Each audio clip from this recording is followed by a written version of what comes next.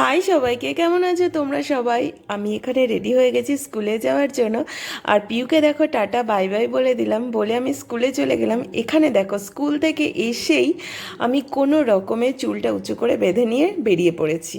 দেখো নাচানাচি শুরু করে দিয়েছে, পিউকে ওর মা একটু রেডি করে দিচ্ছে। আমরা এখন সবাই মিলে একটু বেরোবো। কোথায় যাচ্ছি বলো তো, গেস করো। প্রথমে আমরা স্কুটি করে যাচ্ছি কল্যাণী স্টেশনে, মেন কল্যাণী। ওখান থেকে আমরা একটা জায়গায় যাব। বলছি দাঁড়াও, আগে তো দেখো কিভাবে যাচ্ছি আমরা।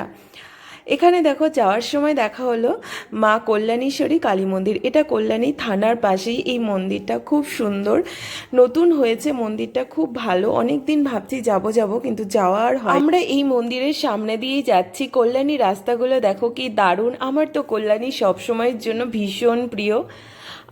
আমি আর পিউ আর মাসি আমরা তিনজনেই পৌঁছে গেছি মেন কল্যাণী। এখান থেকে আমরা ট্রেন ধরে যাব নৈহাটি। আমরা নৈহাটি পৌঁছে গেছি। এখন যখনই ট্রেনে উঠি না কেন, সব সময় না প্রচুর ভিড় হয়। যাই হোক, আমরা পৌঁছে গেছি নৈহাটি। আর আমরা যাচ্ছি রাঘব চ্যাটার্জির বাড়িতে। ওনার বাড়িতে একটা গানের স্কুল আছে, সেই স্কুলে পিউ ভর্তি হয়েছে। এই দেখো, এটা হচ্ছে রাঘব চ্যাটার্জির আদি বাড়ি।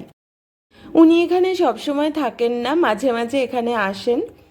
পিউ এখানে দেখো গানের ক্লাসে প্রথমে যেতে ভয় পাচ্ছিল। যাই হোক, ওকে খাতা নিয়ে ভেতরে পাঠানো হলো বুঝিয়ে।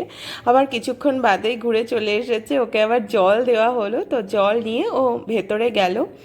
ও যখন ভেতরে বসে পড়লো, তখন আমরা একটু বেরিয়ে পড়েছি।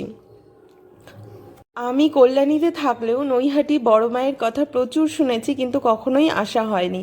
এবার ভাবলাম যখন এসেছি তখন অবশ্যই একবার বড় মায়ের কাছে যাব, একবার দেখে যাব। তো দেখো, এটা হচ্ছে বড় মায়ের মন্দির। আগেই মন্দিরটা ছিল না, এখন অনেক বড় করে তৈরি হচ্ছে। পুরোটা যদি কমপ্লিটও হয়নি এখনও, তবুও প্রচুর ভক্তদের ভিড়। তো মন্দিরে ঢুকতেই ডান হাতেই প্রথমে দেখলাম রাধা গোবিন্দের এই মূর্তিটা। এত সুন্দর লাগলো, ভেতরে ঢুকে মনটা পুরো শান্তি পেল। অনেক দিন থেকেই ভাবছিলাম, এখানে যদিও ভিডিও করা বারণ, তবুও আমি একটু চুপি চুপি করে তোমাদের জন্য ভিডিও করলাম, যাতে তোমাদেরকে দেখাতে পারি। এই দেখো, দাঁড়াও দেখাচ্ছি। বড় মায়ের মূর্তিটা দেখো। মূর্তিটা দেখলেই একটা আলাদা শান্তি আসে। সামনে থেকে এত ভালো লেগেছে, সেটা ঠিক বলে বোঝানো যায় না। এখানে সবাই যা চায় তাই পায়। তো তোমরা অবশ্যই টাইম পেলে কোনো এক সময় এসো নৈহাটিতে বড় মায়ের মন্দিরে, তোমরা ঘুরে যেও। তারপরে দেখো, এখান থেকে আমরা চলে এলাম পাশেই একটা দোকান। এত সুন্দর সুন্দর গোপালের ছবি ছিল, না এসে পারলাম না। আর এইটা দেখো লেটেস্ট। আমরা এত ফোন দেখি, তো গোপালও ফোন না দেখে আর থাকতে পারছে না।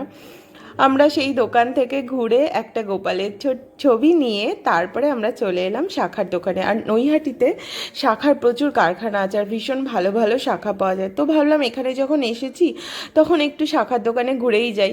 তো এই মোটা শাখাগুলো অনেক দিন কেনার শখ ছিল, তো দেখলাম না, ভালো লাগছে না। যেহেতু আমার হাতটা একটু রোগা রোগা, সেই জন্য আর মোটা শাখাগুলো নিলাম না, একটা সরু শাখাই নিলাম। তারপরে দেখো, আমাদের প্রচুর খাওয়া দাওয়া হলো। পিউ এদিকে খাচ্ছে আলু কাবলি। খেয়ে দিয়ে রাস্তার পাশে এই দোকানটায় দেখলাম দারুণ দারুণ সুন্দর পাঁপড় পাওয়া যাচ্ছে, তো আমি কিছু পাঁপড় নিলাম। আর তারপরে আমার একটা ফুচকা পছন্দ হলো, আমার নয় পিউয়ের পছন্দ হলো, তো ফুচকাটা নিলাম। দাঁড়াও, বাড়িতে গিয়ে একদিন ফুচকা বানিয়ে দেখাবো তোমাদের। তো পিউয়ের কিছু কেনাকাটা ছিল, মাসি কিছু কেনাকাটা করলো। তারপরে আমরা চলে গেলাম ওয়াটার বটলের দোকানে। আমার অনেক দিন থেকেই কিছু ওয়াটার বটল নেওয়ার ছিল, তো আমি ওয়াটার বটল নিলাম। পিউয়ের একটা পছন্দ হলো। তো আমাদের মোটামুটি কেনাকাটা সমস্ত কিছু কমপ্লিট হয়ে গেল। আর এদিকে দেখো, রাতও হয়ে গেছে, বাড়ি ফিরতেও হবে।